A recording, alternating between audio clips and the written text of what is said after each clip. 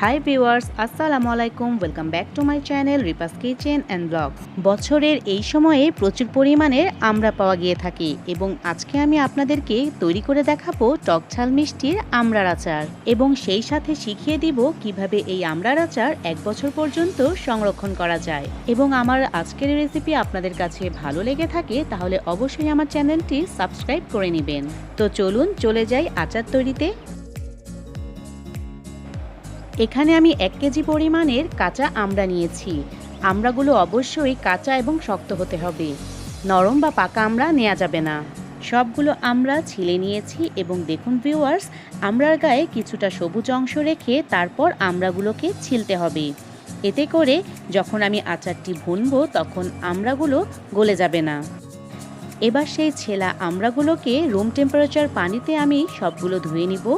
এতে করে আমড়া ছেলার পরে গায়ে অনেকটা কষ থাকে, সেগুলো সব চলে যাবে।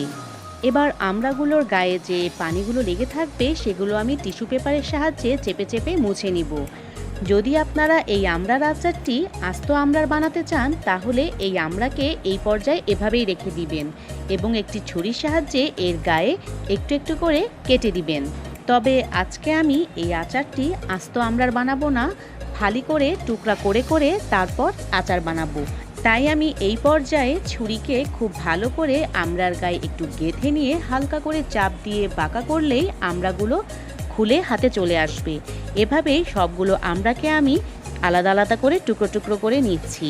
এই কাজটি একটু সাবধানতার সাথে করতে হবে, তা না হলে হাত কেটে যাওয়ার সম্ভাবনা থাকবে। আমড়ার ভেতরে যে শক্ত আটি থাকবে সেটিও আমি নিয়ে নিয়েছি। আমড়াগুলোকে কেটে নেবার পর আমি এর মধ্যে দিয়ে দিব 1 টেবিল চামচ লবণ, দিব হাফ চা চামচ হলুদ গুঁড়া, আরও দিয়ে দিব 1 টেবিল চামচ শুকনা মরিচের গুঁড়া। এবার সব কিছুর সাথে এই আমড়াকে আমি খুব ভালো করে মাখিয়ে নিব। আমড়ার সাথে মশলাগুলো মাখানোর পর 1 দিন রোদে দিতে হবে। যদি আপনাদের কাছে হাতে সময় না থাকে তাহলে এরকমভাবে আমড়ার সাথে মশলাগুলো মাখিয়ে রেখে 2 ঘন্টার জন্য রেখে দিবেন। এতে করে আমড়ার ভেতর মশলাগুলো ঢুকবে এবং আচার অনেক মজা হবে। এবার আচারের জন্য একটি গুঁড়া মশলা তৈরি করে নিব। প্রথমে আমি একটি বাটিতে 1 টেবিল চামচ পাঁচফোড়ন নিয়ে নিব 1 টেবিল চামচ মিষ্টি সোয়াজ, এতে করে আচারের ফ্লেভার অনেক সুন্দর আসবে। নিব 3-4টি শুকনো মরিচ। এই সব কিছু একটি গরম ফ্রাই প্যানে আমি 2 মিনিটের মতন হালকা করে টেলে নিব এবং গুঁড়া করে নিব। এবার আরেকটি বাটিতে আমি নিয়ে নিয়েছি 1 চামচ সাদা সরিষা, 5-6টি রসুনের কোয়া এবং 2টি কাঁচামরিচ। এই সব কিছুর একটি পেস্ট বানিয়ে নিব এবং এই পেস্টটি তৈরি করতে আমি কোনো প্রকার পানি অ্যাড করব না, সাদা ভিনেগারের সাহায্যে আমি এই পেস্টটি তৈরি করে নিব। এবার একটি গরম প্যানে 1 কাপ পরিমাণ দিয়ে দিব সরিষার তেল। এবার এই গরম তেলে দিয়ে দিব 3-4টি আস্ত শুকনা মরিচ, দিব 2টি তেজপাতা, আরও দিয়ে দিব 3 টেবিল চামচ আস্ত রসুন। আমি এখানে দেশি রসুন ইউজ করেছি। এবার এই সব কিছু হালকা করে ভেজে নিব। এবার এর মধ্যে দিয়ে দিব সেই আগে থেকে ভেজে রাখা মশলার গুঁড়া।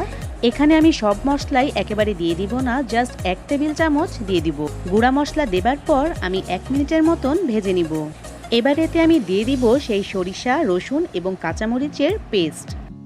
সব মশলাগুলোকে খুব ভালো করে কষানোর পর এবার আমি দিয়ে দিব সেই আমড়া। মশলার মধ্যে আমড়াগুলো দেবার পরে চুলার ফ্লেম মিডিয়াম লোতে রেখে এই আচারটিকে কষাতে হবে। আচারটি কিছু সময় ধরে জাল দেবার পরে এরকম পানি বের হয়ে আসবে। এবার এতে আমি দিয়ে দিব 1 টেবিল চামচ শুকনা মরিচের গুঁড়া। ঝাল যদি আপনারা একটু বেশি খেতে পছন্দ করেন তাহলে মরিচের গুঁড়াটা আর একটু বাড়িয়ে দিবেন। তারপর আমি এতে দিয়ে দিয়েছি স্বাদ অনুযায়ী লবণ। সব কিছু একটু নাড়াচাড়া করে মাখিয়ে নিব। এবার এতে আমি দিয়ে দিব 1 কাপ পরিমাণ চিনি।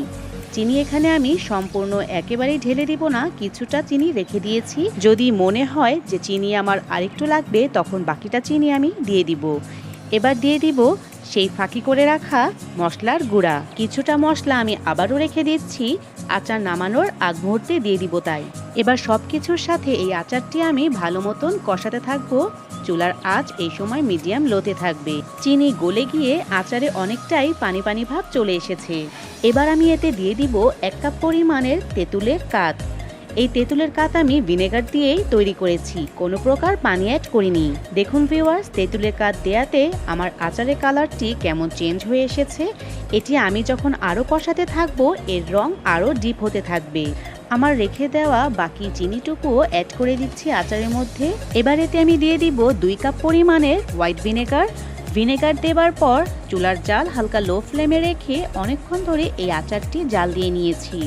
এই আচারে ভিনেগার দেবার মূল কারণ হলো সারা বছর ধরে আমি এই আচারটি সংরক্ষণ করতে পারবো কাচের বয়েমে। আচারের পানি যখন অনেকটাই টেনে আসবে তখন আমি এতে দিয়ে দিব সেই বাকিটুকু গুঁড়া মশলা। দিয়ে দিব 1 চা চামচ বিট লবণ, এতে আচারের টেস্ট অনেকটাই ভালো আসবে।